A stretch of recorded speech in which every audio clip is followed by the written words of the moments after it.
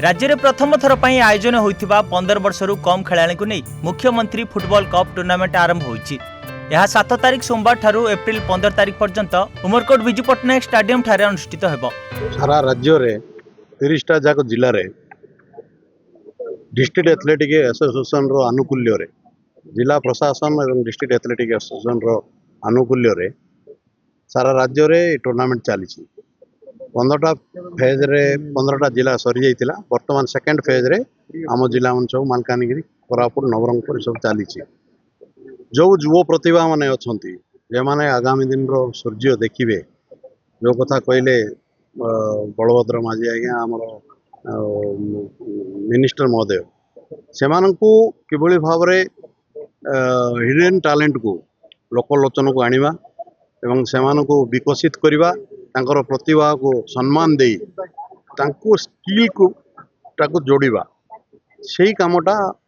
आगामी दिन रे करा जिवो एवं पिला जिवे बाहर तांकर ट्रेनिंग होबो जो पिला भल पिला अछन सेमान ट्रेनिंग होबो सेमान राज्य स्तर रे एवं नेशनल स्तर रे खेलिबे या हमर उद्देश्य एवं धन्यवाद देवी माननीय मुख्यमंत्री मोहन माझी महोदय को समस्त खेल एडप्ट कला बेले फुटबॉल टाको से आग धाड़ी रे रखिकी जो भाया से आयोजन कर पिला मान को सब जर्सी दिया 3-4 हजार टकर किट दिया पिला मान बहुत खुशी एवं ग्राउंड रे जे खेल खेलीदे खेल नेशनल लेवल रे खेलीदेव स्टेट लेवल रे खेलीदेव यह नुहे तार शरीर विकास होटा मन को आखि आगे रखा पड़ो एवं आगामी दिन में निश्चित भाव में आम एरिया पिला टैलेंट सब बाहर को जी मोर आशा अच्छे। सर केते दिन तक चलो मैच एटा आमर 14 तारिख पर्यंत मैच चलो एवं पिला माने समस्त सरकार व्यवस्था करिसेंती रहिबा खाइबा पीबा सेमानकर किट सब आयोजन माननीय मुख्यमंत्री व्यवस्था करिसेंती एवं सुरखुर भाव टूर्नामेंट चली। टूर्नामेंटर सुपरिचालना पूर्व राज्य फुटबॉल पर्यवेक्षक सुनील कुमार मित्र परिदर्शन करथिले। एही टूर्नामेंट रे 13टी फुटबॉल दल अंशग्रहण करिसेंती। एही उत्सव रे कैबिनेट मंत्री श्रीयुक्त नित्यानंद गंड मुख्य अतिथि भाव जोगदे कार्यक्रम को उद्घाटन करिसेंती। देखंतो ये सीएम ट्रॉफी विशेष करी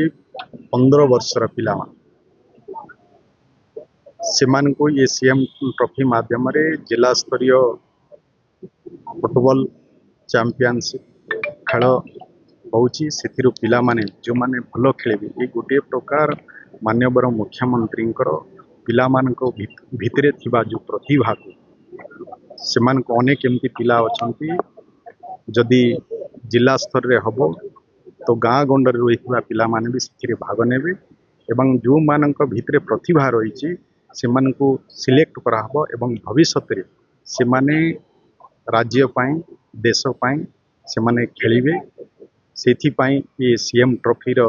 व्यवस्था जो माननीय मुख्यमंत्री कहिसंती निश्चय तांको धन्यवाद देवी जेहेतु ये समस्त को गोटे प्रकार सुजोग दिया जाउछ जो मानक पाखरे से प्रतिभा अछि आ ये माध्यम रे निश्चय भल प्लेयर माने पिला बाहरिवे एवं से माने राज्य पाई देश पाई आगामी दिन रे खेलिवे निश्चय ये स्वागत योग्य विषय आउ एथि पाई भी सरकार खेल को आउ प्रोत्साहन देवा पाई आज प्रति ब्लॉक रे गोटे गोटे भल स्टाडियम केमते हम तापाई 8-10 हेक्रा कि 15 हेक्रा जगार गोटे गोटे स्टाडियम करने सरकार निष्पत्ति नहीं एवं परवर्ती समय रे प्रति पंचायत रे भी गोटे गोटे स्टाडियम करा जिवो जहाँकि पिला माने पंचायत रु ब्लॉक रु से माने जिल्ला रे खेलिबे एवं जिल्ला सहित से माने राज्य पाई खेलिबे एवं देश पाई खेलिबे एवं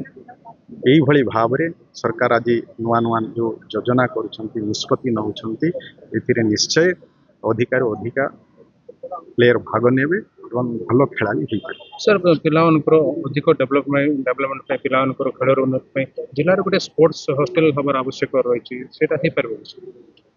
देखंतु मु आपण मान को कहली कि सरकार केमती स्पोर्ट्स हॉस्टल भी हम एपाई भी सरकार चिंता रही निश्चय आवश्यकता भी रही वर्तमान प्रति ब्लॉक रे जमती स्टाडियम रो कथा ये सबू कथा को केमती आम राज्यर पिला माने भल खेली पारिबे देश पाई राज्य पाई से सरकार उद्यम करुछंते एवं आगामी दिन रे ଆପଣ ଯେଉଁ କହୁଛନ୍ତି ସ୍ପୋର୍ଟସ୍ ହଷ୍ଟେଲର କଥା ବି ଆମେ ନିଶ୍ଚୟ ଏ କଥାକୁ ବି ଆମେ ଦାବି ରଖିବୁ। ଆଗାମୀ ଦିନରେ ଆମ ଜିଲ୍ଲାମାନଙ୍କରେ ବି କେମିତି ସ୍ପୋର୍ଟସ୍ ହଷ୍ଟେଲ ହେବ ଆଉ ଆମ ଅଞ୍ଚଳର ପିଲାମାନେ କେମିତି ସୁଯୋଗ ପାଇବେ ଏବଂ ଭଲ ପ୍ଲେୟର ହେଇକିନା ବାହାରିବେ, ନିଶ୍ଚୟ ଏଥିପାଇଁ ଆମ ସମସ୍ତଙ୍କର ପ୍ରୟାସ ରହିବ ଆଉ ସରକାର ବି ଏଥିପାଇଁ ବି ଚିନ୍ତା କରୁଛନ୍ତି। Thank you. एहाछड़ा नवरंगपुर सांसद श्रीजुक्त बलभद्र माझी, नवरंगपुर जिला झरीगाँ विधायक नरसिंह भत्रा प्रमुख उपस्थित रही फुटबॉल खेलाड़ी मानकु उत्साहित करथिले।